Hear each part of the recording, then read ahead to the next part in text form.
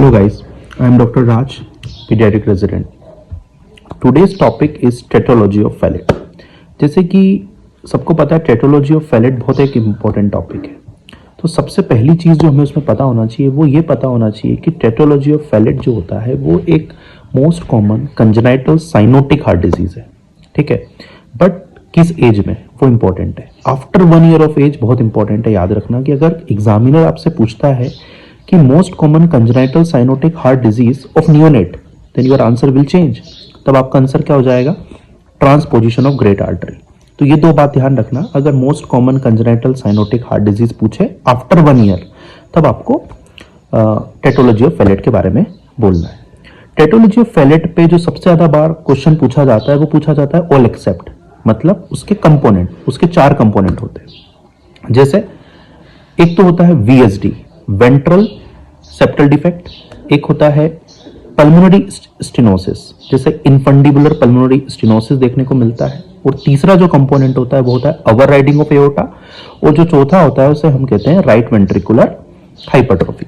तो ये एक कंजेनाइटल हार्ट डिजीज है जिसमें 4 तरह की स्ट्रक्चर की प्रॉब्लम है, इसीलिए हम इसे टेट्रोलॉजी ऑफ फैलेट बोलते हैं। तो 4 कंपोनेंट पहले तो दिमाग में फिक्स कर लो। अब सवाल आता है हम इसे साइनोसिस क्यों बोल रहे हैं, कि इसमें क्या होता है, बच्चा कैसे प्रेजेंट करता है, बच्चा इसमें नीला पड़ जाता है, ऐसा क्यों होता है? इसलिए होता है कि जब पल्मोनरी स्टेनोसिस होता है, तो पल्मोनरी स्टेनोसिस का मतलब क्या हो गया कि जो राइट वेंट्रिकल है वो छोटा हो गया है, तो ब्लड ऊपर नहीं जा पा रहा पल्मोनरी स्टेनोसिस के कारण, और वो पल्मोनरी आर्टरी में नहीं जा पा रहा, तो उसके कारण जो ऑक्सीजन है वो उसका लेवल कम हो गया और बच्चे में साइनोसिस देखने को हमको मिली। तो एक तो ये कॉन्सेप्ट है साइनोसिस का। फिर एक हम बार बार एक वर्ड पढ़ते हैं, हम उसे कहते हैं कि भाई टेट स्पेल्स क्या होता है, या साइनोटिक स्पेल क्या होता है। साइनोटिक स्पेल का मतलब होता है कि जब भी बच्चा क्राई करेगा या कोई भी एक्सर्शन करेगा, तो क्या होता है, उसका जो राइट साइड है उसके हार्ट का, उसका प्रेशर बिल्डअप होने लगता है, उसका प्रेशर बढ़ जाता है। और जब उसका प्रेशर बढ़ने लगता है तो राइट से लेफ्ट शंट देखने को मिलता है। और ऐसा क्यों होता है? क्योंकि अभी हमने एक कंपोनेंट पढ़ा वेंट्रल सेप्टल डिफेक्ट। तो राइट जो वेंट्रिकल है और जो लेफ्ट वेंट्रिकल है, उन दोनों के बीच में एक VSD का प्रॉब्लम है। तो राइट से जो ब्लड है वो लेफ्ट की तरफ जा रहा है, राइट से जो ब्लड है वो लेफ्ट की तरफ जाने लग रहा है। तो उसके कारण क्या हो रहा है, और साइनोसिस और बढ़ गया, तो बच्चे में और ज्यादा प्रॉब्लम देखने को मिलती है।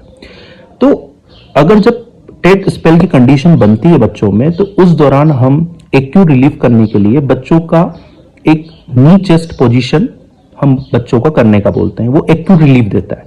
अब सवाल आता है कैसे देता है रिलीफ? जब हम नी चेस्ट पोजीशन पे बच्चे को रखते हैं तो जो बच्चे का सिस्टमिक वास्कुलर रेजिस्टेंस है वो बढ़ जाता है। अब सवाल आता है क्या है सिस्टमिक वास्कुलर रेजिस्टेंस? जो उसका एब्डोमिनल एओर्टा है और जो उसकी फीमोरल आर्टरीज है उनका प्रेशर बढ़ने लगता है, और जब उनका प्रेशर बढ़ेगा तो लेफ्ट साइड जो हार्ट है उसका प्रेशर बढ़ेगा। तो लेफ्ट साइड का जब प्रेशर बढ़ने लगता है तो जो शंट है वो राइट से लेफ्ट कम होने लगता है, और बच्चे को एक्यूटली उसको रिलीफ मिलता है साइनोसिस से। तो ये बात तो हो गई साइनोटिक स्पेल की कि एक्यूटली आप इसको कैसे रिलीव कर सकते हैं। हाँ, आप मैनेजमेंट अगर करोगे तो आप ऑक्सीजन यूज कर सकते हो, मॉर्फिन भी आप दे सकते हो, बट एक्यूट रिलीफ के लिए नीचे पोजीशन होती है। उसके बाद इसमें 3 मेन कंपोनेंट और होते हैं टेट्रोलॉजी ऑफ फैलेट में जो रिपीटेडली पूछे जाते हैं। एक तो ये पूछा जाता है कि इसमें किस तरह का मर्मर देखने को मिलता है। तो हमें पता होना चाहिए इजेक्शन सिस्टोलिक मर्मर हमको देखने को मिलता है, पर कौन से एरिया में देखने को मिलता है? तो पल्मोनरी एरिया में देखने को मिलता है। और इसमें ना VSD में कोई मर्मर देखने को नहीं मिलता है, क्योंकि VSD में ब्लड का फ्लो कम होता है, तो मर्मर हमें देखने को नहीं मिलता है। तो एक तो ये बात ध्यान रखना है कि इजेक्शन सिस्टोलिक मर्मर हमको देखने को मिलेगा। और उसके बाद इसमें अगर हम सीवियरिटी पे बात करें कि भाई जो सीवियरिटी होती है टेट्रोलॉजी ऑफ फैलेट की, वो डिपेंड करती है सीवियरिटी ऑफ साइनोसिस। तो डायरेक्टली प्रोपोर्शनल है सीवियरिटी ऑफ साइनोसिस, मतलब जितनी ज्यादा साइनोसिस। अभी तक अपन सीवियरिटी की बात कर रहे थे, आगे के लिए स्टे ट्यून रहना पार्ट 2 के लिए।